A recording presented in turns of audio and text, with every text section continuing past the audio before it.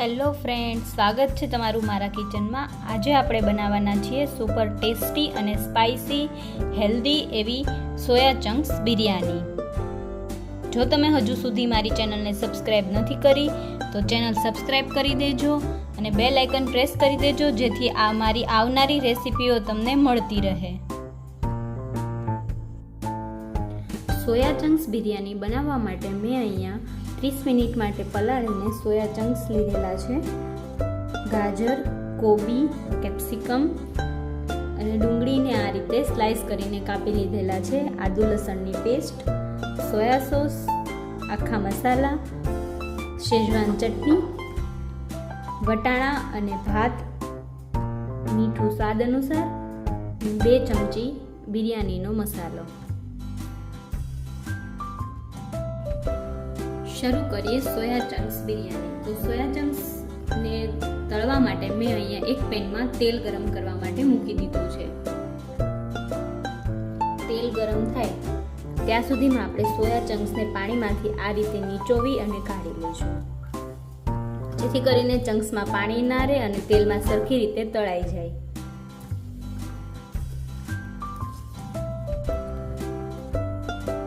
તેલ આપણું ગરમ થઈ ગયું છે, તો હવે આપણે સોયા ચંક્સને તળી લઈશું।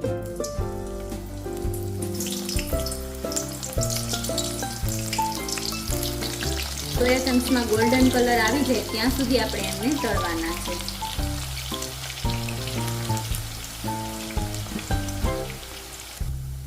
સોયા ચંક્સને આ રીતે વચ્ચે વચ્ચે હલાવતા જઈશું, જેથી સોયા ચંક્સ બધી બાજુ ચડી જાય।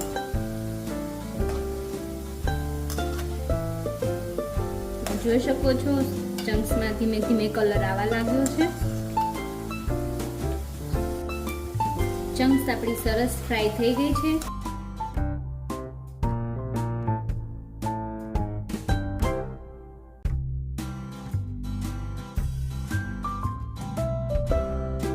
હવે આપણે પેનમાંથી વધારાનું તેલ કાઢી અને પછી બિરયાની માટે વઘાર કરીશું। હવે આપણે અહીંયા સૌથી પહેલા તેલમાં આખા મસાલા ઉમેરીશું, જેમાં તમાલપત્ર, 2 સૂકા લાલ મરચા, 2 તજ, 3-4 લવિંગ।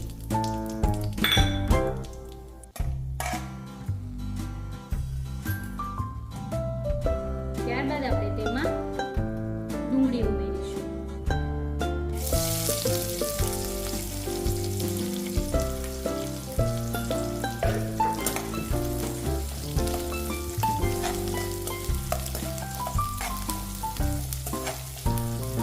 ડુંગળીને આપણે ગોલ્ડન બ્રાઉન કલરની થાય ત્યાં સુધી સાતળવાની છે।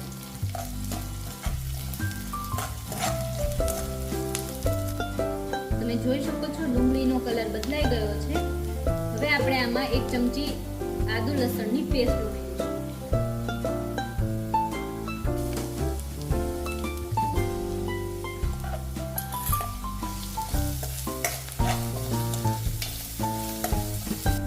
ત્યારબાદ આપણે તેમાં કેપ્સિકમ, ગાજર અને કોબી ઉમેરી દઈશું। સાથે 1 થી 2 તીખા મરચાં પણ ઉમેરીશું તીખાશ માટે।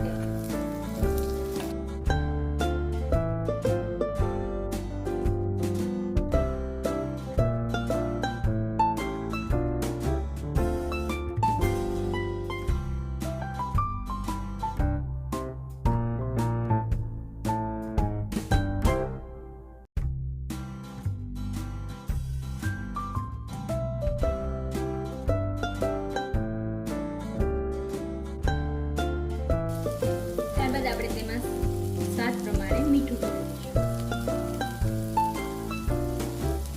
મીઠું આપણે આમાં થોડું ઓછું નાખીશું, કેમ કે આપણે આમાં પાછળથી સોયા સોસ ઉમેરવાનો છે, જેમાં સોયા સોસમાં ઓલરેડી મીઠું થોડું હોય છે અને આપણે ભાત બાફવામાં પણ મીઠું નાખેલું છે, જેથી આમાં આપણે થોડું મીઠું ઓછું નાખીશું।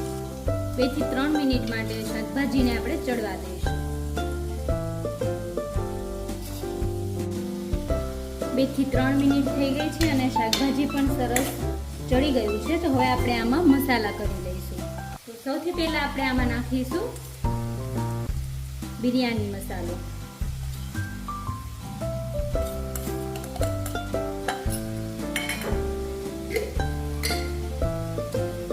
1 ચમચી શેઝવાન ચટણી,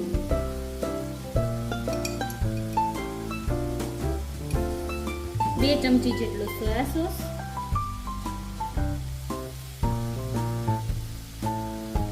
જો તમે આજીનો મોટાનો ઉપયોગ કરતા હોય તો આની અંદર તમે ચપટી આજીનો મોટો પણ સ્વાદ માટે નાખી શકો છો. મસાલો આપણે બરાબર મિક્સ કરી દઈશું.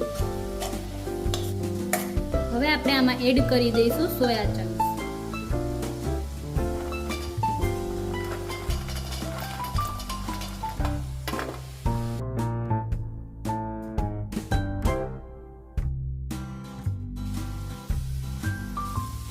બે થી 5 મિનિટ માટે સોયા ચંક્સને શાકભાજી જોડે ચડવા દઈશું.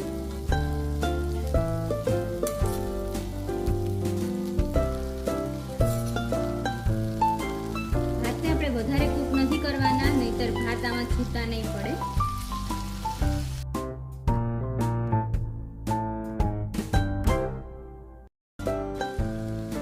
તો ફ્રેન્ડ્સ, રેડી છે આપણી સોયા ચંક્સ બિરયાની. રેસીપી ગમી હોય તો લાઈક કરવાનું ના ભૂલતા.